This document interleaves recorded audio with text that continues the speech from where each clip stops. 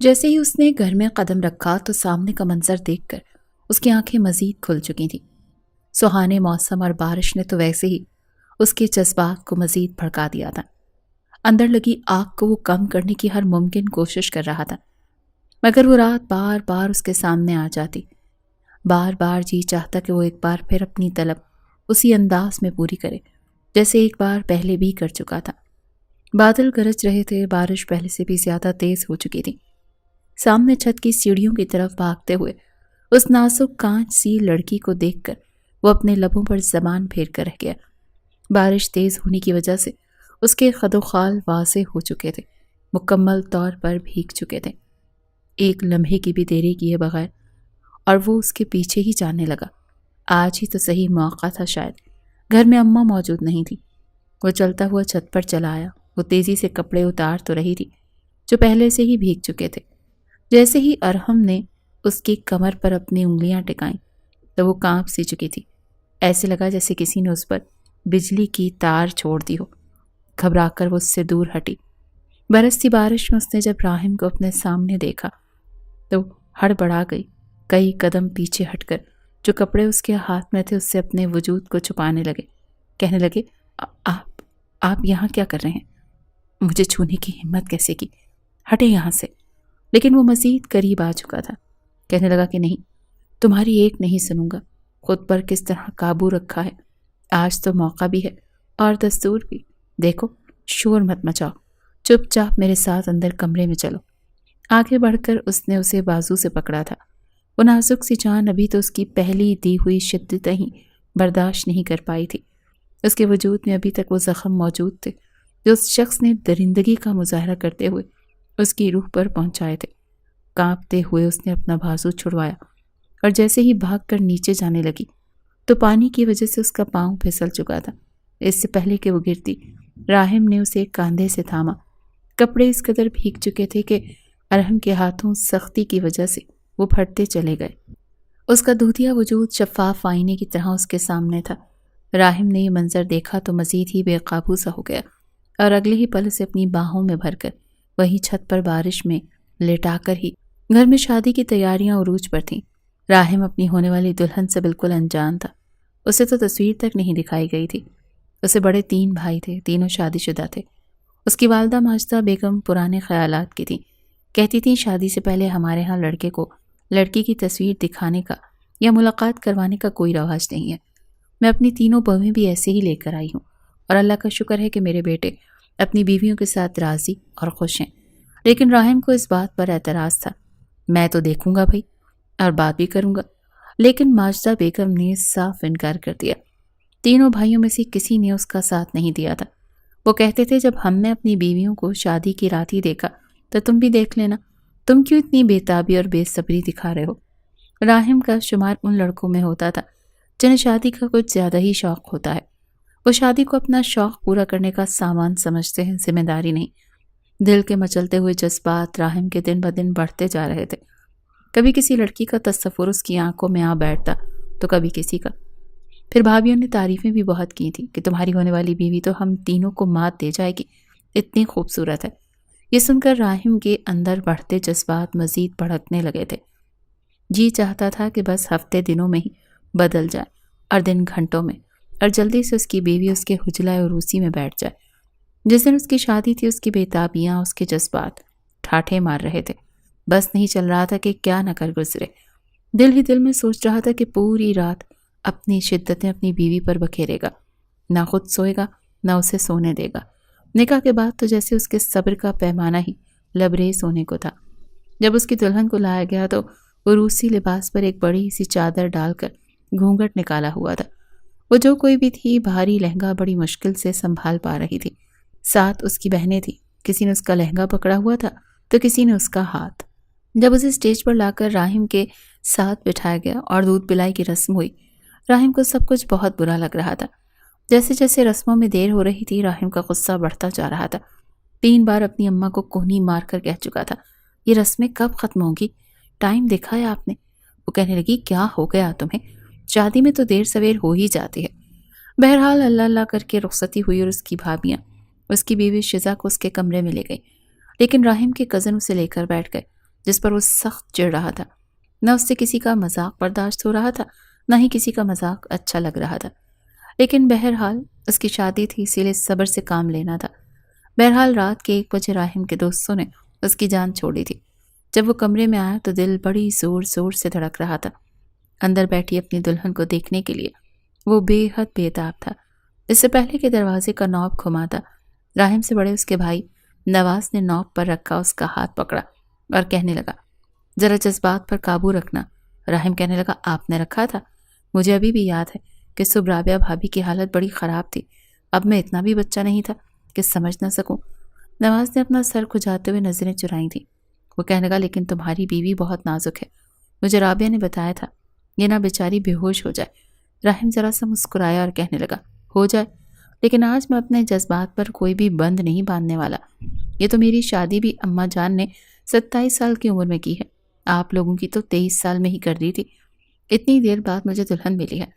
تو میں تو یہ کہنے کے بعد ارحم نے کمرے کا نوب گھما کر دروازہ کھولا اور اندر جا کر دروازہ بند کر دیا۔ کنڈی لگائی، بڑی بےتابی سے اس کے اندر کے جذبات تھے کہ بے قابو ہو رہے تھے، لیکن سامنے اس نے دیکھا کہ اس کی دلہن تو تکیہ درست کیے کروٹ دوسری جانب لیے سو رہی تھی۔ یہ دیکھ کر راہم کو بڑا غصہ آیا تھا۔ کیا اس کا انتظار نہیں کر سکتی تھی؟ ایسی کون سی نیند اس پر سوار ہو گئی تھی؟ وہ بڑے غصے سے چلتا ہوا بیڈ کی دوسری جانب آ کر کھڑا ہوا، لیکن وہ اپنی آنکھوں پر بازو رکھے سو رہی تھی۔ چہرہ ابھی بھی ٹھیک سے وہ دیکھ نہیں پا رہا تھا، البتہ رنگت اس کی سفید تھی۔ گورے گورے ہاتھ دیکھ کر، اس میں سرخ رنگ کی چوڑیاں دیکھ کر دل مچلنے کو تیار تھا، یعنی بےتابیاں دکھانے کو مچل رہا تھا۔ اس نے کہا، شیزہ اٹھ کر بیٹھو، یہ کیا بدتمیزی ہے کہ میرے آنے سے پہلے ہی تم سو گئیں، میرا انتظار کیوں نہیں کیا؟ لیکن وہ ابھی بھی سو رہی تھی۔ راہم نے اسے ہلایا تو اس کا ہاتھ پیچھے ہٹا تھا، پھر جیسے اس نے اپنا بازو اپنے چہرے سے پیچھے کیا، اس کو دیکھ کر تو راہم کے ہوش اڑ گئے تھے۔ وہ لڑکی کافی کم عمر تھی، وہ تو دیکھ کر حیرت زدہ رہ گیا تھا۔ دبلی پتلی سی نازک سی لڑکی لگی۔ کیا مصیبت ہے، نیند آ رہی ہے، سونے دو مجھے۔ پہلے اماں نے اتنا بھاری لہنگا پہنا دیا ہے۔ اس کی آواز بھی بالکل باریک بچے جیسے تھی۔ راہم کا تو دل چاہا کہ اپنا سر پکڑ کر بیٹھ جائے۔ کیا سوچ کر اس کی ماں نے اس کی شادی اس سے 12 سال چھوٹی لڑکی سے کر دی تھی؟ پھر وہ لڑکی قد کاٹ کی لمبی ضرور تھی، لیکن نسوانی حسن نہ ہونے کے برابر تھا۔ اسے دیکھ کر راہم کے بڑھتے جذبات پر جیسے اوس پڑی تھی۔ اوپر سے اس کی بچکانہ حرکتیں، اسے بے تحاشا غصہ آیا تھا۔ کیا کچھ نہیں سوچا تھا اس نے اس رات کے لیے، اور اسے لگ رہا تھا جیسے اس کی ماں نے اس کے ساتھ بہت بڑی زیادتی کر دی۔ ایک تو لڑکی کم عمر، اوپر سے بالکل لاابالی، یقیناً شادی کے رشتے سے بھی واقف نہیں ہوگی، اور اس پر اس میں اٹریکشن کے لیے کچھ تھا ہی نہیں جیسا کہ راہم چاہتا تھا۔ اس نے تو اپنے ذہن میں یہی سوچ رکھا تھا کہ اس کے لیے اس کی ماں پسند کی لڑکی لے کر آئے گی۔ جس وقت اس کی ماں نے رشتہ دیکھنا شروع کیا تو راہم نے بڑی بے دھڑک انداز میں رشتے والی سے تصویریں دیکھنے کو کہا تھا، مگر اس کی ماں نے فوراً اپنا جوتا اس کی کمر میں گھسایا تھا۔ کہنے لگی کہ بے شرم، ہٹ یہاں سے۔ کہا نا، میں نے لڑکی میری پسند کی ہوگی تو اسے تب بھی دیکھے گا تو جب وہ تیرے کمرے میں تیری عزت بن کر بیٹھی ہوگی۔ وہ اپنی کمر سہلاتا ہوا کہنے لگا، اماں وہ تو ٹھیک ہے، لیکن بھائیوں کا دور اور تھا، میرا دور اور ہے۔ کم از کم مجھ سے کچھ مشورہ تو لے لیں، آخر کو شادی میں نے کرنی ہے، لڑکی بھی تو میری پسند کی ہونی چاہیے۔ اس کے ذہن میں یہ نقش بنا رکھا تھا کہ خوبصورت حسین سڈول جسم کی لڑکی ہو، سفید رنگت ہو، گلابی بھری گالیں، جنہیں دیکھ کر وہ دنیا و مافیا سے بیگانہ ہو جائے۔ اسے شروع سے ہی دبلی پتلی لڑکیوں سے چڑ تھی۔ آج تک اس نے لڑکیوں پر بری نظر تو نہیں رکھی تھی، لیکن ہاں، نسوانی حسن پر پورا اترنے والی لڑکیوں کو دیکھ کر وہ یہی سوچا کرتا تھا کہ میں بھی جب شادی کروں گا تو کسی ایسی ہی لڑکی کی عزت سے کروں گا جو ہر طرح کے لحاظ سے ایک خوبصورت شاہکار ہو، جس کے پہلو میں وہ ایک بار چلا جائے تو خود کو اس کی سرشاری سے نکالنا ناممکن سا ہو جائے۔ لیکن آج کیا ہوا تھا؟ اس کی ماں نے تو جیسی لڑکی اس کے پلے باندھی تھی، جو دبلی پتلی سوکھی کانٹے جیسی تھی، رنگ ہی سفید تھا، نین نقش بھی ٹھیک تھے، مگر جس طرح کا فگر وہ ایک لڑکی کا چاہتا تھا ویسا اس میں کچھ بھی نہیں تھا۔ بالکل سلم اور فلیٹ تھی، جیسے کوئی تنکا کپڑے پہن کر کھڑا کر دیا ہو۔ اس پر شزا کا یوں بے نیازی سے سونا۔ وہ تڑخ کر بولا، اٹھ کر بیٹھ رہی ہوں یا پھر میں اپنے طریقے سے تمہیں بٹھاؤں؟ شزا اٹھ کر بیٹھ گئی۔ زیورات یوں ہی پہنے ہوئے تھے۔ وہ تو اس لڑکی کو دیکھ کر بے دل سا ہوا تھا۔ وہ کہنے لگی، کیا بات ہے؟ مجھے نیند آ رہی ہے، اماں نے صبح سویرے کا جگایا ہوا تھا۔ وہ کہنے لگا، تم سونے آئی ہو؟ تمہاری اماں نے اتنی کم عمر میں تمہاری شادی کیوں کر دی؟ کیا پاگل تھی تمہاری اماں؟ یہ سن کر اس کے ماتھے پر بل پڑے۔ وہ کہنے لگی، میری اماں کو پاگل کیوں کہہ رہے ہیں؟ اماں کہتی ہیں شادی اس عمر میں ہو جانی چاہیے۔ راہم کہنے لگا، شادی کے قابل بھی تو انسان ہو، خود کو دیکھا ہے تم نے؟ کچھ بھی نہیں ہے تمہارے اندر، پتہ نہیں میری ماں نے تمہیں کیا دیکھ کر پسند کر لیا۔ وہ بیڈ پر بیٹھ گیا، وہ بڑے غصے میں تھا۔ شیزا نے ماتھے پر بل ڈالے، وہ اس کی بات سمجھ ہی نہیں پا رہی تھی کہ وہ کہنا کیا چاہ رہا تھا۔ وہ کہنے لگی، مجھے سب پتا ہے شادی کیا ہوتی ہے، اماں نے ساری باتیں سمجھا کر بھیجا ہے اور میں شادی کے قابل بھی ہوں۔ یہ سن کر بڑے غصے سے راہم نے اس کی طرف دیکھا۔ وہ کہنے لگا، اچھا چلو پھر بتاؤ مجھے کیا ہوتا ہے شادی کی رات؟ ایسا بھی تمہاری اماں نے تمہیں کیا بتا دیا ہے؟ وہ بڑے شوق سے اٹھ کر بیٹھ گئی اور آلتی پالتی مار کر بیٹھی ہوئی تھی۔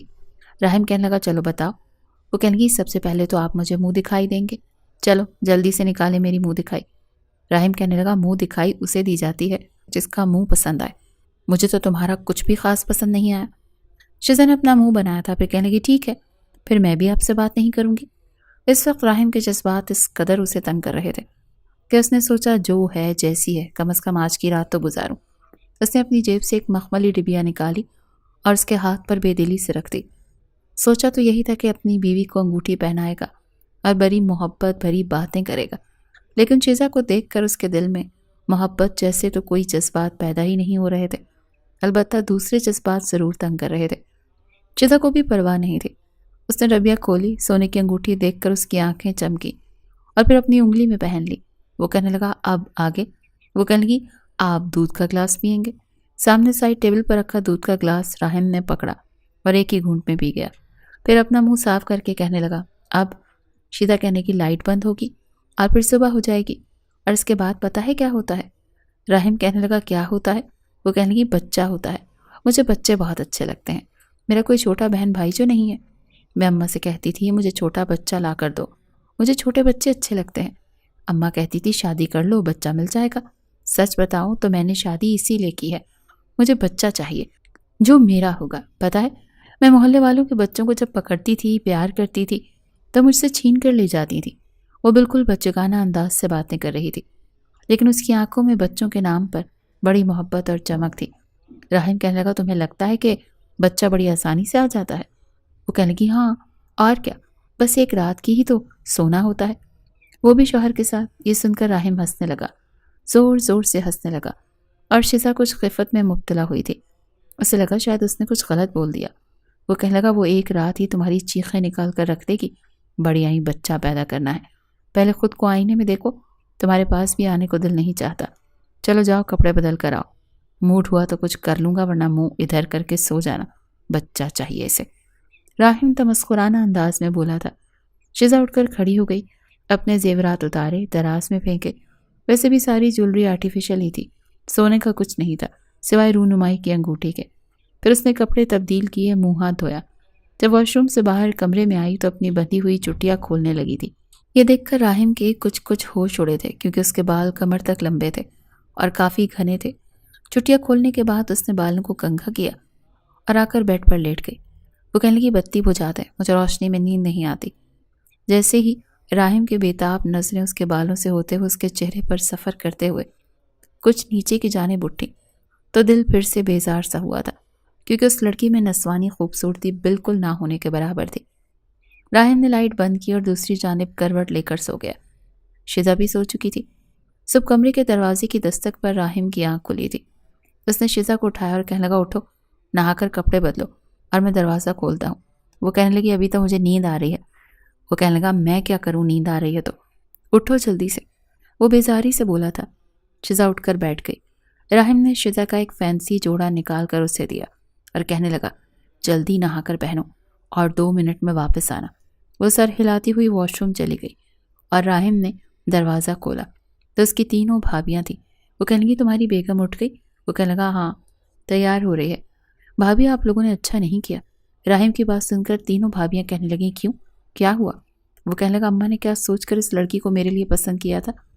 بڑی بھابھی کہنے لگی، پیاری تو ہے اور معصوم بھی ہے، ایسی لڑکیاں جلدی گھر کے ماحول میں گھل مل جاتی ہیں، اور جب ہماری شادیاں ہوئی تھیں تو ہم کون سا بہت بڑی تھی؟ وہ کہنے لگا، لیکن آپ اتنی بھی چھوٹی نہیں تھی، 18-19 سال کی تو تھی نا۔ بڑی بھابھی کہنے لگی، یہ تو تم اماں سے پوچھو، لیکن میرے خیال سے شزا بہت پیاری ہے۔ راہم نے دل میں سوچا، پتہ نہیں کہاں سے پیاری ہے۔ پوری رات ایک لڑکی میری بیوی کی حیثیت سے میری بغل میں سوئی رہی اور مجھے کچھ بھی فیل نہیں ہوا، ورنہ اگر اس لڑکی میں کچھ بھی حسن ہوتا تو ممکن ہی نہیں تھا کہ راہم اسے رات کو بخشتا، لیکن یہ بات وہ اپنی بھابھیوں سے نہیں کہہ سکتا تھا۔ بہرحال شزا نہا کر کپڑے تبدیل کر کے آ چکی تھی۔ اس کی بھابھیوں نے اسے تیار کیا اور کمرے سے باہر لے گئی۔ راہم بھی نہا کر شلوار قمیص پہن کر باہر چلا گیا۔ کچھ دیر بعد ہی اس کے بھائی اسے لے کر بیٹھ گئے، چھیڑ چھاڑ کرنے لگے۔ بہرحال اس نے یہ بات مناسب نہیں سمجھی کہ رات کی بات کسی کو بتائے۔ وہ ولیمے کی تیاریوں میں لگ گیا۔ رات کو ولیمے پر اس نے شزا کو دیکھنے کی بھی زحمت نہیں کی۔ وہ بہت بیزار سا تھا۔ ولیمے کی رات بھی وہ دوسری جانب کروٹ لے کر سو گیا تھا۔ شزا بھی کپڑے بدل کر سو گئی، مگر اگلی صبح ابراہیم کے تینوں بھائیوں سے لے کر بیٹھ گئے۔ وہ کہنے لگے، بہت بری بات ہے، تم نے بنا ولیمہ پکا کیے ولیمے کی دعوت بھی کھلا دی، اپنی بیوی کو اس کا حق کیوں نہیں دیا؟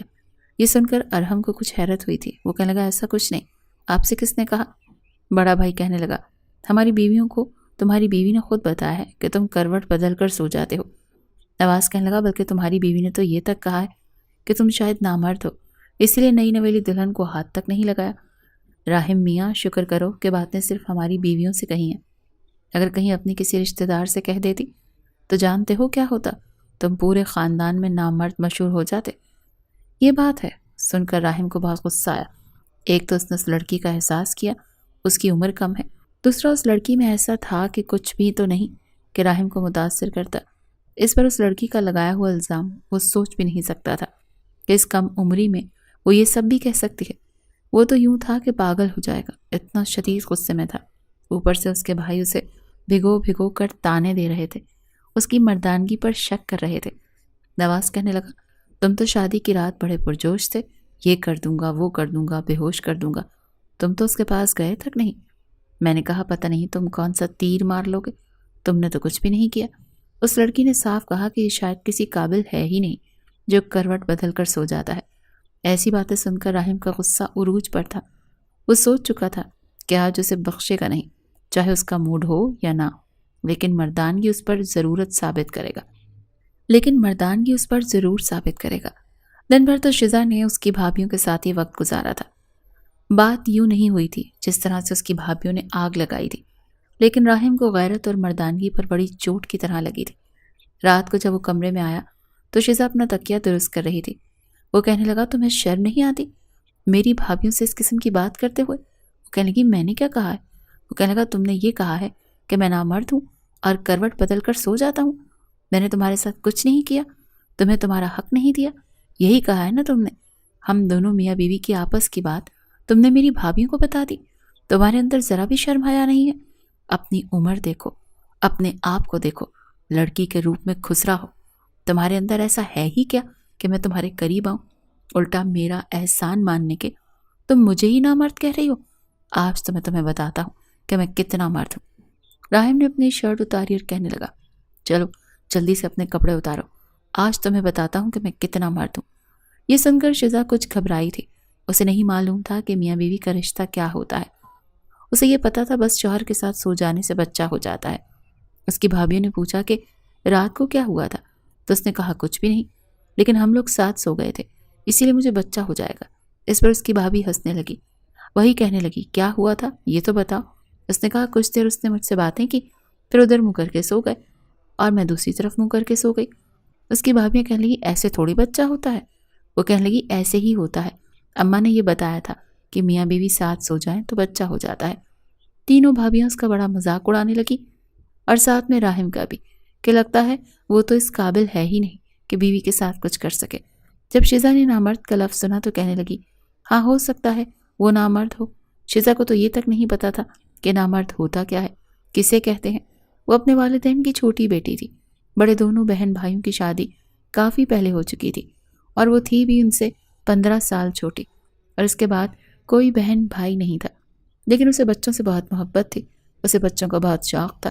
جب بھی ماں سے الٹے سیدھے سوال کرتی تو وہ اسے الٹے سیدھے جواب بھی دے دیتی، لیکن اسے حقیقتاً کسی بات کا کوئی علم نہیں تھا۔ لیکن اب جو کچھ راہم اس سے کہہ رہا تھا اور جتنے غصے میں تھا، وہ بری طرح سے گھبرا کر رہ گئی تھی۔ وہ فوراً بیڈ سے کھڑی ہو گئی اور کہنے لگی، مجھے باہر جانا ہے، آپ بہت غصے میں مجھے آپ سے ڈر لگ رہا ہے۔ اس سے پہلے کہ وہ دروازے کے پاس جاتی، راہم اس کی کلائی پکڑ چکا تھا۔ وہ کہنے لگا میرا دماغ پہلے ہی سے بہت خراب ہو چکا ہے، مزید مجھے غصہ دلاؤ گی تو میں تمہارا حشر بگاڑ دوں گا۔ غصے کے مارے راہم کی آنکھیں گلابی ہو رہی تھی، وہ بے تحاشا غصے میں تھا۔ اس نے کلائی سے پکڑ کر ہی اسے کھینچا اور بستر پر پھینکا تھا، پھر کہنے لگا جلدی اپنے کپڑے اتارو۔ یہ کہہ کر اس نے کمفرٹر پکڑا اور بیڈ پر آ گیا، لیکن شیزا گھبرائی ہوئی تھی، اس کے اوپر لیٹ چکا تھا، کمبل بھی اپنے اوپر لے لیا تھا۔ اب دونوں ہاتھ اس کی کمر پر لپیٹے اس کی قمیض کی زپ کھولنے لگا۔ وہ بری طرح سے گھبرا رہی تھی۔ یکدم اس نے چلانا شروع کر دیا، لیکن راہم اس کے ہونٹوں کو اپنی دسترس میں لے چکا تھا۔ وہ اس پر اپنی شدتیں بکھیرنے لگا، جسے سہنا شیزا جیسی نازک لڑکی کے لیے ناممکن سا تھا۔ اس کی آنکھوں سے آنسو بہہ رہے تھے اور راہم اس پر اپنی مردانگی جتا رہا تھا۔ شدت جذبات سے وہ اس قدر چور تھا کہ شیزا کے ہونٹوں کو زخمی کر چکا تھا۔ ساتھ ساتھ یہ بھی کہہ رہا تھا تمہیں بہت شوق ہے نا بچہ پیدا کرنے کا، بچہ یوں ہوتا ہے۔ شیزا کو لگ رہا تھا کہ اس کا سانس رک جائے گا، وہ مر جائے گی۔ جب راہم کے جذبات کچھ ٹھنڈے پڑے تب تک وہ بے حال ہو چکی تھی۔ اسے لگ رہا تھا وہ زندہ نہیں رہ پائے گی۔ پتہ نہیں اسے متعارف کروایا تھا یا پھر کوئی سزا دی تھی۔ بس راہم کے لیے یہ سب کچھ اتنا انا کا مسئلہ بن گیا تھا۔ اس نے تسکین اور اپنے جذبات کی تسکین کی خاطر شیزا کے نازک سے احساسات کا بھی لحاظ نہیں کیا تھا۔ کچھ ہی دیر بعد وہ بے ہوش ہو چکی تھی، لیکن راہم کو خبر نہیں ہوئی۔ وہ گہری نیند سو چکا تھا۔ صبح جب اس کی آنکھ کھلی تو اس نے شیزا کو ہونٹ سے بہتا ہوا خون دیکھا، اس کی گردن پر ناخن کی کھونچیں دیکھی، جگہ جگہ اپنی وحشت کے نشان اس کی گردن پر تھے۔ وہ دیکھ کر اسے کچھ شرمندگی کا احساس ہوا تھا۔ اس نے ضرورت سے زیادہ ہی اسے اپنے جنون کا نشانہ بنایا تھا۔ اب اسے افسوس ہو رہا تھا۔ اس لڑکی کی آنکھوں سے آنسو ابھی بھی بہہ رہے تھے۔ وہ دھیرے دھیرے سے سانس لے رہی تھی۔ یہ دیکھ کر راہم کے 14 طبق روشن ہوئے تھے۔ وہ فوراً سے اٹھ کر بیٹھ گیا۔ شیزا شیزا کہہ کر اس نے ہلانے لگا، لیکن وہ نیم بے ہوشی میں تھی۔ آنکھوں سے آنسو بہہ رہے تھے، ہونٹ کپ کپا رہے تھے۔ جو حالت اس نے کی تھی اگر وہ کسی کو بلاتا تو یقیناً اس کی ماں اسے بہت باتیں سناتی۔ وہ تو بری طرح سے گھبرا گیا تھا۔ اپنے آپ کو سرزنش کرنے لگا کہ یہ میں نے کیا کر دیا۔ وہ خود کو ملامت کرنے لگا کہ اتنا غصے میں آنے کی کیا ضرورت تھی۔ بہرحال اس کی حالت دیکھ کر لگ رہا تھا جیسے وہ جی نہیں پائے گی، اسے کچھ ہو جائے گا۔ اس نے جلدی سے سائڈ ٹیبل سے جگ اٹھایا اور گلاس میں پانی ڈال کر اس کے منہ پر چھڑکا اور کچھ اسے سہارا دے کر بیٹھا کر اس کے منہ پر گلاس لگایا، لیکن پانی اس کے منہ سے باہر گر گیا تھا۔ کچھ بھی اس لڑکی کے اندر نہیں جا رہا تھا۔ اب تو اس کے ہوش اڑنے لگے تھے۔ اس نے دیکھا صبح کے 5 بج رہے تھے۔ اس وقت کوئی نہیں اٹھتا تھا۔ اس نے شیزا کو بیڈ پر لٹایا اور خود باہر نکل گیا۔ دیکھا تو سب کمرے بند تھے۔ گاڑی پورچ میں کھڑی تھی۔ اس نے گاڑی کی پچھلی نشست کا دروازہ کھولا، واپس کمرے میں گیا، شیزا کو گود میں بھرا اور اسے ایک گاڑی کی پچھلی نشست پر لٹا دیا۔ مین گیٹ دھیرے سے کھولا اور گاڑی باہر نکالی۔ مین دروازہ بند کیا، چھوٹے دروازے کی چابی جیب میں ڈالی اور تیز رفتاری سے گاڑی چلاتا ہوا ہاسپٹل پہنچا تھا۔ ڈاکٹر کے پاس لے کر گیا تو ڈاکٹر پوچھنے لگی کہ اس کے ساتھ ریپ ہوا ہے۔ یہ سن کر راہم کا جی چاہا کہ چلو بھر پانی میں ڈوب مرے۔ کیا حال کیا تھا اس نے اس کا۔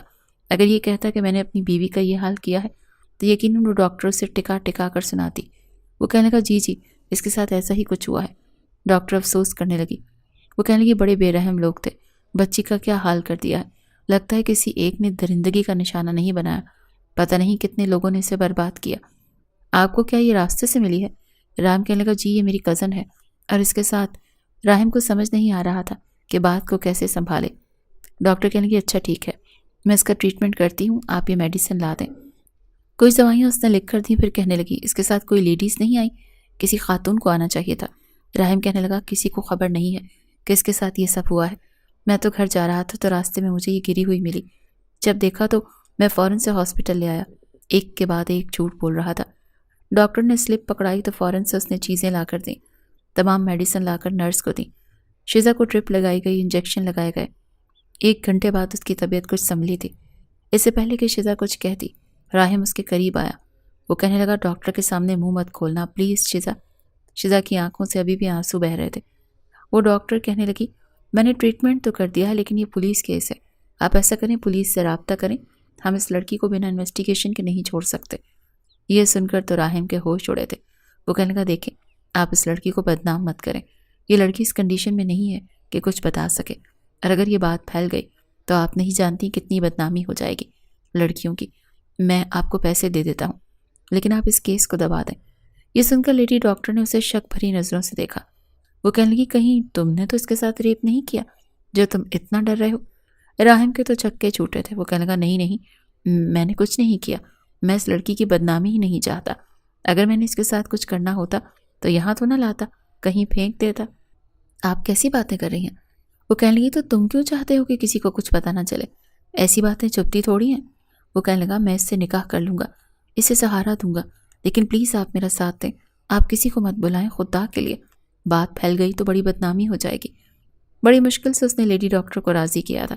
پھر شیزا کو اپنے ساتھ واپس لے آیا، لیکن وہ بہت خوفزدہ تھی. وہ کہنے لگا کوئی پوچھے تو کہنا تم واش روم میں گر گئی تھی. اس وقت تو وہ بڑے آرام سے بات کر رہا تھا، لیکن شیزا گمسم تھی. میاں بیوی کے رشتے کا جس طرح سے آغاز راہم نے کیا، شیزا کو نفرت سی ہو گئی تھی، اور راہم بھی اس سے بہت برا لگنے لگا تھا. راہم کو اسے اعتماد دینا چاہیے تھا، لیکن اس نے اسے باتیں سنائیں، اپنی مردانگی دکھائی. اس نے تو کچھ کہا ہی نہیں تھا، اس سے تو کچھ پتا ہی نہیں تھا. جب وہ گھر آیا تب بھی سب سو رہے تھے. کسی کو یہ نہیں پتا چلا کہ شیزا کے ساتھ ہوا کیا تھا. راہم پریشان تھا. اسے کمرے میں لے کے آ گیا، کمرے کی چادر تبدیل کی، اسے بیڈ پر لٹایا، پھر اسے گرم دودھ ہلدی ڈال کر دیا. وہ کہنے لگا اسے پیو، لیکن اب سب بیکار تھا کیونکہ شیزا کے دل سے وہ مکمل طور پر اتر چکا تھا.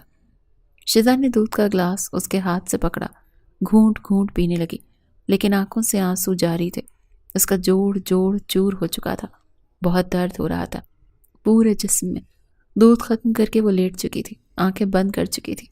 راہم نے اس کے ہونٹوں کے زخم پر دوا لگائی، لیکن بیوی سے معذرت کرنا اسے اپنی اہانت لگ رہی تھی، اسی لیے معافی نہیں مانگی. وہ سو چکی تھی، رنگت ایک رات میں پیلی پڑ چکی تھی. راہم کو خود پر افسوس تو تھا، لیکن پھر وہی مردانہ انا اکڑ آ ہی جاتی تھی. صبح جب وہ کمرے سے باہر نکلا تو آفس جانے کے لیے تیار تھا. اس کی والدہ کہنے لگی شیزا تمہاری بھابھی اتنی اچھی نہیں ہے کہ روز روز ناشتے بنا کر دیں. تمہاری تینوں بھابھیوں نے ساتھ منع کر دیا کہ جتنی خدمت کرنی تھی انہوں نے کر لی، اب ساری ذمہ داری شیزا سنبھالے. اپنی والدہ کی بات سن کر وہ نظریں نہیں ملا پا رہا تھا. شیزا اس قابل نہیں تھی کہ چل بھی پاتی. وہ کہنے لگا کیا ہو گیا ہے بھابھیوں کو؟ 4 دن کام نہیں کر سکتی کیا؟ اور وہ آپ کی بہو ہے اماں، اتنی کم عمر لڑکی ہے. آپ نے میرے گلے باندھ دی. واش روم میں گر گئی ہے وہ، اتنی چوٹیں آئی ہیں اسے اندر ہی اندر.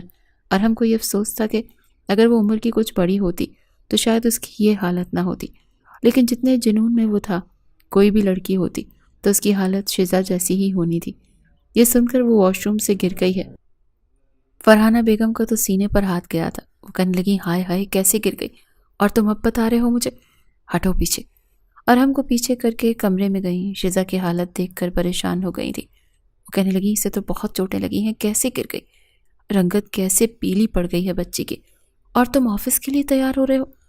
گاڑی نکالو، میں اسے ڈاکٹر کے پاس لے کر جاتی ہوں. وہ کہنے لگا ڈاکٹر کیا کر لے گی، گری ہے ٹھیک ہو جائے گی. وہ کہنے لگے کہ ناخن کے نشان کیسے لگے؟ وہ کہنے لگا مجھے کیا پتا، واش روم میں گری ہے، اس کے اپنے ناخن بڑے ہیں، لگ گئے ہوں گے. اماں اب سوال جواب کم کریں، بس اسے کچھ کھانے پینے کو دیں. میں نے ویسے ہی ہلدی والا دودھ پلا دیا تھا. وہ روئی جا رہی تھی. مجھے آفس جانا ضروری ہے، میں جاؤں؟ راہم نے جان چھوڑائی تھی. فرحانہ بیگم کہنے لگی جاؤ میں دیکھ لوں گی. راہم تو وہاں سے جا چکا تھا، لیکن سارا دن آفس میں بھی اس کا دھیان شیزا کی طرف ہی رہا. بہت بار موبائل اٹھایا کہ اس کے نمبر پر کال کرے اور اس سے اس کی صحت کے بارے میں پوچھے، لیکن اندر ہی اندر شرمندگی اسے کھائے جا رہی تھی. بار بار گزشتہ رات کے گزرے لمحات اس کو یاد آ رہے تھے، اور وہ جو لیپ ٹاپ پر ٹائپنگ میں مصروف تھا فوراً اس کا دھیان اپنے کام سے ہٹ کر جاتا. اگر کوئی سوال کرتا تو کھوئے انداز میں ہی اس کا جواب دیتا. جس وقت آفس سے چھٹی ہوئی تو بھاری قدموں کے ساتھ آفس سے نکلا اور 10-15 منٹ تو ایک ہی جگہ کھڑا گہرے گہرے سانس لے کر خود کو مطمئن کرنے لگا. نہ جانے کیوں وہ آج گھر جانے سے کترا رہا تھا. گھر جاتا تو نہ جانے اس کی ماں، اس کی بھابیاں کیسی نظروں سے اسے دیکھتی، کیسے کیسے سوال کرتی. اگر کہیں اس نے نادانی میں بھابیوں کو سب کچھ بتا دیا ہوتا تو یہ پاگل لڑکی تو پہلے بھی نہ جانے کیا کچھ ان سے کہہ چکی تھی. یہی سوچ کر راہم خود کو سب کی نظروں میں شرمندہ سا محسوس کر رہا تھا. بہرحال گھر تو جانا تھا. آج وہ کافی لیٹ گھر پہنچا تھا. جیسے ہی گھر میں داخل ہوا تو سامنے اس کی بڑی بھابھی اسے گھر میں آتا دیکھ کر گھور گھور کر ہی اسے دیکھ رہی تھی، جبکہ دوسری بھابھی جو اس وقت کرسی پر بیٹھی رات کی بریانی کے لیے سلاد کاٹ رہی تھی، اسے آتا دیکھ کر فوراً اپنا دوپٹہ ٹھیک کیا اور منہ ہی منہ میں بڑبڑانے لگی۔ وہ گھبرا سا چکا تھا، ذہن میں وسوسے گردش کرنے لگے کہ کہیں شیزا نے سب کچھ بتا تو نہیں دیا۔ وہ بوجھل قدموں کے ساتھ جیسے ہی کمرے میں آیا تو سامنے فرحانہ بیگم اس سے ٹکرا گئیں، کہنے لگیں کہ آج آنے میں اتنی دیر کیوں کر دی؟ وہ جب بھی تب جب نئی نئی شادی ہوئی ہے، بیوی تمہاری اس حالت میں صبح سے بستر پر پڑی ہے، نہ کچھ بولتی ہے نہ کچھ کھاتی ہے، ایسے لگتا ہے جیسے اس کے جسم سے کسی نے روح کھینچ کر الگ کر دی ہو، زندہ مورت بنی چھت کو دیکھے جا رہی ہے، اور تم تمام گھر میں داخل ہو رہے ہو۔ کیا باس سے کہہ نہیں سکتے تھے کہ مجھے جلدی جانا ہے؟ بیوی میری خیر سے صبح صبح واش روم میں گر چکی ہے۔ راہم تھوڑا سا شرمندہ ہوا، پھر کہنے لگا اتنے دن چھٹی کی ہے، کام بھی بہت تھا، اسی لیے آنے میں دیری ہو گئی۔ شیزا کیسی ہے اب؟ فرحانہ بیگم جو شروع ہوئیں تو پیچھے دیکھنے کا نام ہی نہیں لیا، ساتھ اس کی تینوں بھابیاں بھی بولنے لگیں۔ ہم نے تو سوچا تھا کہ آئے گی تو ہمارا کوئی ہاتھ بٹ جائے گا، کوئی سکون کا لمحہ ہمیں بھی نصیب ہوگا، مگر نہ جی، اماں نے بھی نئی نویلی بہو کو ایسا سر چڑھایا کہ جیسے ہم تو یہاں پر نوکرانیاں ہیں نا، صبح سے اس کو کبھی دلیا بنا کر دے رہے ہیں، کبھی اس کی فرمائش پر کسٹرڈ بنا کر دے رہے ہیں، لیکن نہیں، مہارانی نے فرمائش بھی کی تو کیا، مجھے نوڈلز کھانے ہیں، وہ بھی چٹپٹا فلیور۔ تمہارے بھائی سپر اسٹور سے جا کر اس کا وہ چٹپٹا فلیور لے کر آئے ہیں، اور اب اس نے کھا کر سکون کی نیند دی ہے، اوپر سے اس کے مائکے سے سب لوگ ملنے بھی آ رہے ہیں، وہ الگ، ہم بریانی پکاتی پھر رہی ہیں۔ فرحانہ بیگم نے اس بات پر اپنی بہو کو ڈانٹ دیا تھا، شرم کرو، ابھی 2 دن نہیں ہوئے آئے ہوئے اسے، اور تم لوگوں نے یہاں پر شور شرابہ ڈال دیا ہے۔ خبردار، میں نے اس سے پہلے بھی اپنے گھر کا ماحول بگڑنے نہیں دیا، اور اب بھی نہیں دوں گی۔ تم لوگوں کے بھی جب مائکے سے اور پتہ نہیں کہاں کہاں سے سہیلیاں رشتہ دار بلا وجہ منہ اٹھا کر آ جاتے ہیں، تو میں نے انہیں دسترخوان پر کبھی کسی چیز کی کمی نہیں آنے دی۔ مجھے فرحانہ بیگم تو اپنی بہو کو اچھا خاصا سنا چکی تھی، جب چپ چاپ منہ بسوڑتی ہوئی دوبارہ سلاد کے پتے کاٹنے میں لگ گئی تھی۔ ان سب کی باتیں سننے کے بعد راہم کا تو دماغ گھوم کر رہ گیا تھا۔ وہ کمرے میں آیا تو سامنے شیزا ابھی بھی کمبل پر منہ کیے سو رہی تھی۔ شاید اسے پتہ چل چکا تھا کہ راہم آ چکا ہے۔ وہ اس کے قریب آیا اور کمبل اس کے چہرے سے ہٹایا، ایک نظر اس کے چہرے پر ڈالی تو جیسے اس کا سانس ہی رک چکا تھا۔ پہلے جو چہرے پر صرف سرخ نشان تھے اب نیل میں بدل چکے تھے، گردن پر موجود ناخنوں کے نشان پہلے سے گہرے ہو گئے۔ یہ دیکھا تو وہ گھبرا سا گیا۔ اس گھر تک تو ٹھیک تھا، لیکن اگر وہ اپنے گھر والوں کے سامنے کچھ بول دیتی تو کیا ہوتا، یہ سوچ کر بھی پریشان ہو گیا۔ کہنے لگا شیزا کیا حال ہے، ٹھیک ہو نا تم؟ تمہاری طبیعت اب پہلے سے بہتر ہوئی؟ کچھ کھایا پیا تم نے کہ نہیں؟ اسے دیکھ کر ایک بار پھر آنکھوں سے آنسو آ چکے تھے۔ وہ سہم کر فوراً اپنا دوپٹہ ٹھیک کرنے لگی اور ایک کونے میں جا کر سمٹ کر بیٹھ گئی۔ اسے یوں خود سے ڈرتا دیکھ کر وہ کہنے لگا، ڈر کیوں رہی ہو؟ شوہر ہوں تمہارا، کوئی غیر تو نہیں؟ بتاؤ مجھے، طبیعت بحال ہوئی تمہاری؟ اور تم نے کسی کو کچھ بتایا تو نہیں؟ بولو۔ وہ اس سے بار بار یہی سوال کر رہا تھا، لیکن وہ تو چپ چاپ پتھر کی مورت بنی بیٹھی تھی۔ راہم کو ایک بار پھر اس پر غصہ آنے لگا، کہنے لگا کیا منہ میں لوہے کے چنے چبا رہی ہو جو تمہارا منہ ہل نہیں رہا؟ بولو گی بھی کچھ؟ لیکن وہ بولتی اس سے پہلے ہی باہر مہمانوں کا شور اٹھ گیا۔ جیسے ہی اپنی ماں، خالہ اور باقی رشتہ داروں کی آواز سنی تو وہ فوراً بیڈ سے اٹھی تھی، دیوانہ وار وہ باہر بھاگی۔ اسے یوں جاتا دیکھ کر راہم کو یہ لگنے لگا کہ کہیں وہ سب کے سامنے سچائی نہ اگل دے۔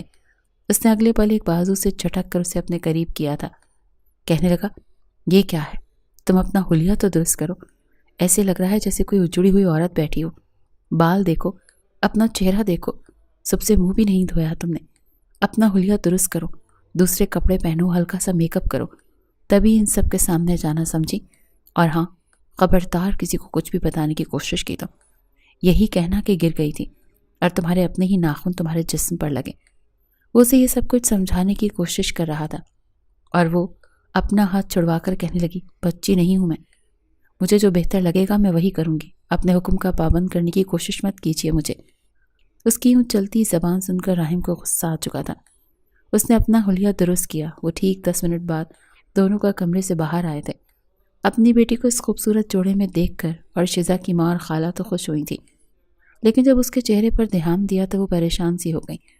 دوپٹہ اس نے کچھ اس انداز میں کیا تھا کہ اس کی گردن کسی کو دکھائی نہیں دے رہی تھی، لیکن چہرے پر موجود نیل اور لبوں کے قریب موجود وہ زخم دیکھ کر پریشان ہو گئیں۔ کہنے لگی کیا ہوا میرے بچے، ٹھیک تو ہو؟ یہ تمہارے چہرے پر زخم کیسے آیا، کیا ہوا ہے تمہیں؟ وہ اس سے پوچھ رہی تھیں اور شزا ان کے گلے لگ کر پھوٹ پھوٹ کر رونے لگی۔ سب کو تو جیسے سانپ ہی سونگھ چکا تھا۔ فرحانہ بیگم کہنے لگی ارے بیٹا کیا ہو گیا، میری بچی ایسے روتے نہیں ہیں، شاباش، تم تو ہماری اتنی اچھی بہو ہو۔ اسے بچوں کی طرح بلا رہی تھی۔ کچھ دیر بعد وہ خاموش ہو گئی، لیکن اس نے اپنا منہ نہیں کھولا تھا۔ کھانا کھانے کے بعد وہ کہنے لگی اماں کے ساتھ ان کے گھر جاؤں گی۔ فرحانہ بیگم کہنے لگی بیٹا ہمارے یہاں سے کوئی رسم نہیں ہے، تم ہفتہ ڈیڑھ یہاں پر رہو، ہمارے ساتھ گھلو ملو، اس کے بعد اپنے مائکے چلی جانا۔ لیکن اپنی بیٹی کی حالت دیکھ کر وہ کہنے لگی بہن جی میں شزا کو اپنے ساتھ ہی لے کر جاؤں گی، دیکھو تو بچی کے چہرے پر کیسے نیل ہیں اور نشان پڑ چکے ہیں، پتہ نہیں کیسے ظالمانہ طریقے سے گری ہے۔ کچھ روز ہمارے ساتھ رہے گی پھر اسے واپس چھوڑ جائیں گے، کیوں بیٹا راہم، آپ کو کوئی اعتراض تو نہیں؟ راہم کیا کرتا بیچارہ، نفی میں سر ہلا کر رہ گیا۔ سارے مہمانوں کے جانے کے بعد وہ گہری سانس خارج کر کے اپنے کمرے میں آ کر نیند دراز ہو چکا تھا۔ شزا تو جا چکی تھی، نہ جانے کب واپس آتی۔ وہ نیند دراز آنکھیں موند کر بیٹھا تھا جب دھڑلے سے دروازہ کھلا۔ رات کے 11 بج رہے تھے، سب سو چکے تھے۔ جب اس کے تینوں بھائی کمرے میں آئے، ایک نے اس کو گریبان سے پکڑا، دوسرے نے بازو پکڑے اور تیسرے نے 3-4 مکے اس کے پیٹ میں جڑ دیے۔ اپنے بھائیوں کی حرکت پر وہ سمجھ نہ پایا کہ ہوا کیا ہے۔ بازوں کے ساتھ ساتھ اس کے منہ پر بھی اس کا بڑا بھائی ہاتھ رکھ چکا تھا تاکہ اس کے چیخنے کی آواز ماں کے کانوں تک نہ پہنچ سکے۔ کہنے لگے یہ کیا حرکت کی ہے تو نے؟ کیا ہمیں الو سمجھ رکھا ہے یا ہم اندھے ہیں؟ بچے ہیں، ہمیں کچھ پتا نہیں ہے کیا؟ کیا کیا ہے تو نے اس معصوم لڑکی کے ساتھ؟ تجھے سمجھا کر بھیجا تھا کہ وہ بچی ہے، اس کے ساتھ کچھ مت کرنا، مگر جیسی اس کی حالت ہے جانتا بھی ہے تو کیا ہو سکتا تھا؟ اپنے بھائیوں کے سامنے وہ شرمندہ تو ہو چکا تھا۔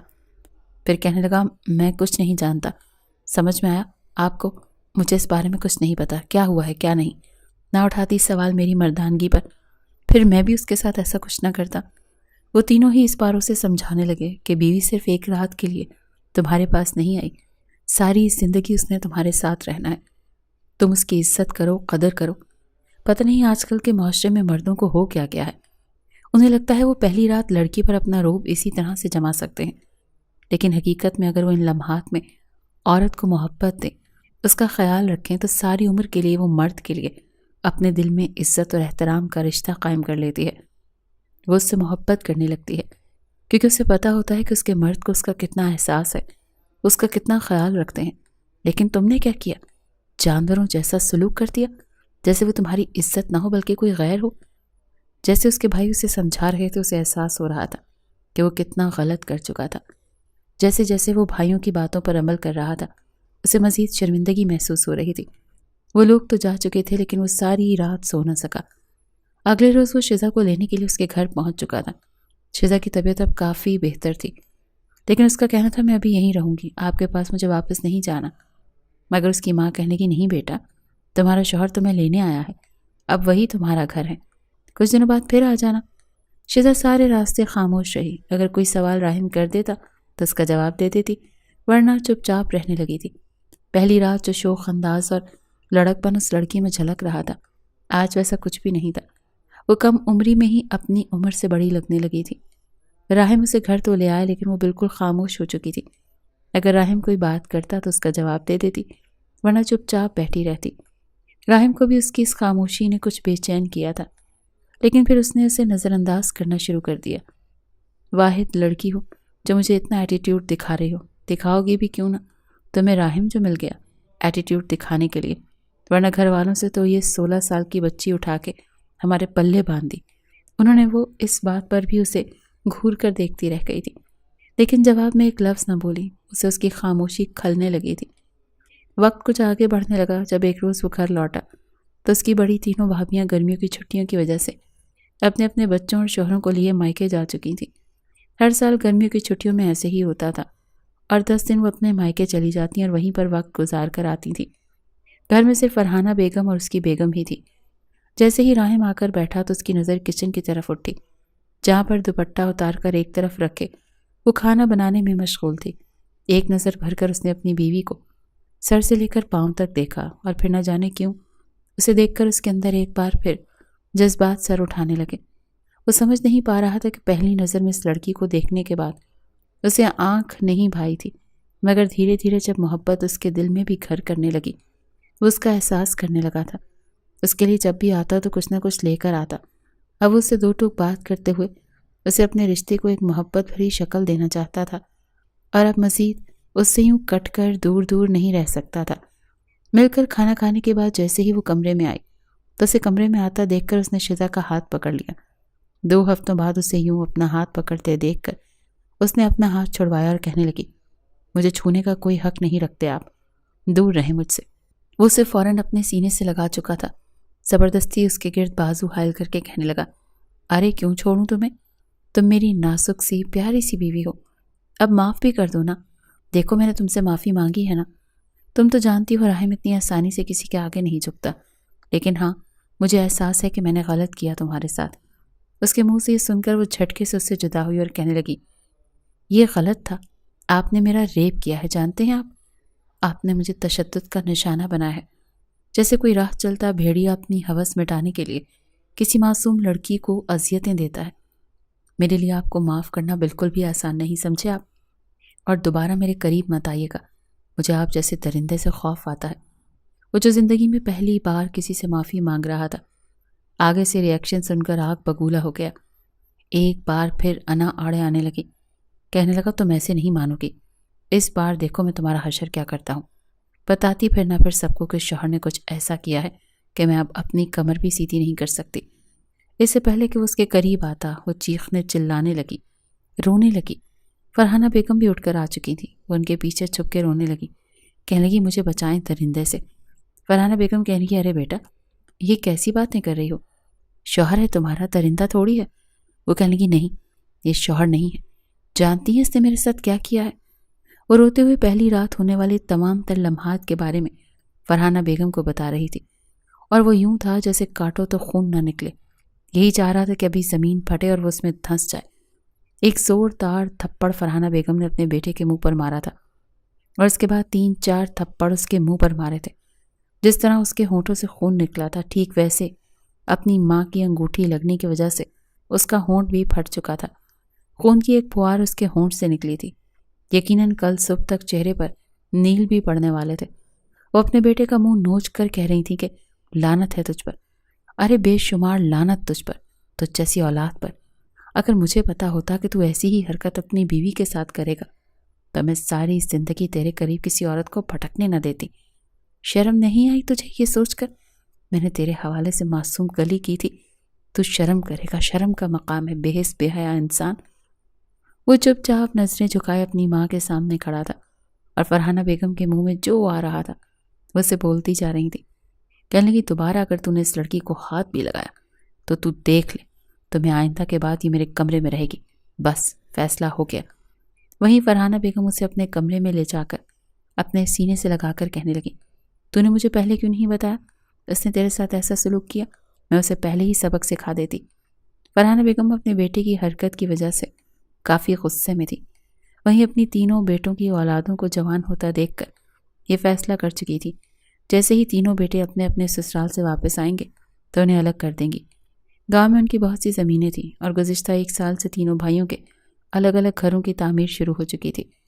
جیسے ہی تینوں بچے واپس آئے تو فرحانہ بیگم نے اپنی تینوں بہوؤں اور بیٹوں کو نئے گھروں میں شفٹ کروا دیا تھا، اور خود یہی فیصلہ کیا تھا کہ وہ اسی گھر میں رہیں گی جہاں پر ان کی ڈولی آئی تھی۔ راحم شہزاد اور فرحانہ بیگم اس گھر میں رہ چکے تھے۔ اب وقت کے ساتھ ساتھ راحم کو اپنی غلطی کا احساس ہو چکا تھا۔ جیسے جیسے وقت گزر رہا تھا شزا کا اس نے مزید نکھار سامنے آ رہا تھا۔ وہ پہلے کی طرح دبلی پتلی نہیں رہی تھی، بلکہ اس کی نسوانی حسن میں پہلے سے کہیں زیادہ اب بہتری آ چکی تھی۔ اسے دیکھ کر راحم سے اب بھی برداشت نہیں ہوتا تھا، لیکن اس نے خود پر اپنی تسکین کو حاوی نہیں ہونے دیا تھا، بلکہ وہ شزا کا دل جیتنا چاہتا تھا۔ سب سے پہلے تو اس نے اپنی ماں کو منایا تھا۔ جب بھی گھر آتا ان کے لیے کوئی نہ کوئی تحفہ لے کر آتا، کبھی چوڑیاں، کبھی آئس کریم، کبھی اس کے فیورٹ نوڈلز۔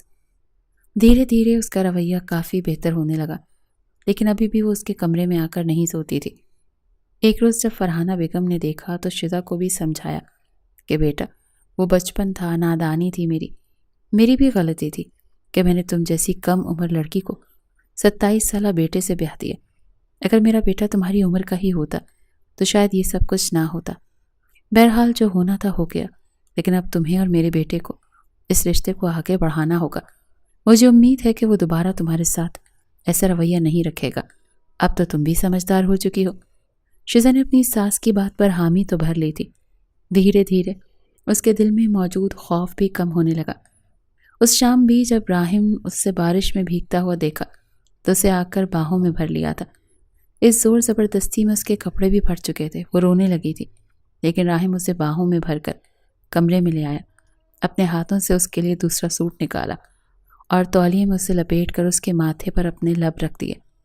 کہنے لگا، پلیز شیزا، بند کر دو، شوہر ہوں تمہارا، کیوں مجھ سے مزید شرمندہ کرنا چاہتی ہو؟ مجھے اپنی غلطی کا احساس ہے، میں نے جو کیا، تم بھی مجھے اذیتوں کا شکار کر لو، لیکن اب مجھے خود سے مزید دور مت رکھو۔ میں تمہیں پہلے جیسی ہستی، مسکراتی، بچگانہ حرکتیں کرنے والی شیزا کے روپ میں دیکھنا چاہتا ہوں۔ شیزا پہلے تو بے رخی دکھاتی رہی، کہنے لگی، مجھے آپ کے ساتھ کوئی رشتہ نہیں رکھنا۔ اگر اتنا ہی شوق ہے نا یہ سب کچھ کرنے کا تو جائیں، دوسری شادی کر لیں۔ راحم یہ سن کر حیران ہوا تھا، اس کی آنکھیں تو کھلی کی کھلی رہ گئی تھیں۔ کہنے لگا، اچھا سچ کہہ رہی ہو، میں دوسری شادی کر لوں؟ وہ بے رخی کے انداز میں کہنے لگے کہ ہاں کر لیں، مجھے کیا، میں کون سا آپ سے محبت کرتی ہوں جو مجھے خبر سن کر اپنی چوڑیاں توڑ دوں گی اور دیوار میں سر دے ماروں گی اور سر پھاڑ لوں گی۔ یہ کہہ کر وہ کمرے سے جا چکی تھی، جبکہ راحم کے چہرے پر ایک مسکراہٹ پھیل گئی تھی۔ اگلے ہی روز اس نے اپنے پلان بی پر کام کرنا شروع کر دیا۔ جان بوجھ کر اس کے سامنے موبائل پر دیکھ کر مسکراتا رہتا، موبائل کان سے لگا کر باتیں کرتا رہتا۔ شروع میں تو شیزا نے یہ سب نوٹ کیا، لیکن جب اس نے اسے موبائل پر رومانٹک باتیں کرتے ہوئے دیکھا تو جل بھن چکی تھی۔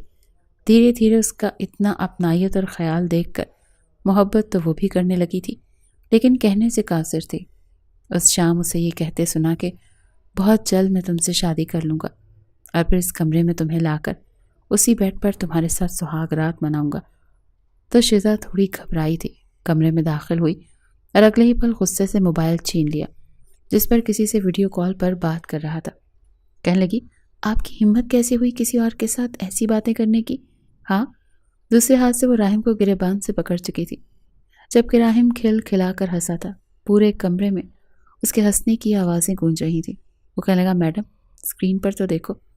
جیسے ہی اس نے اسکرین پر دیکھا تو اس کے چہرے پر شرمندگی آئی تھی، کیونکہ وہاں پر تو اسی کی تصویر تھی، وہ دلہن بنی بیٹھی تھی۔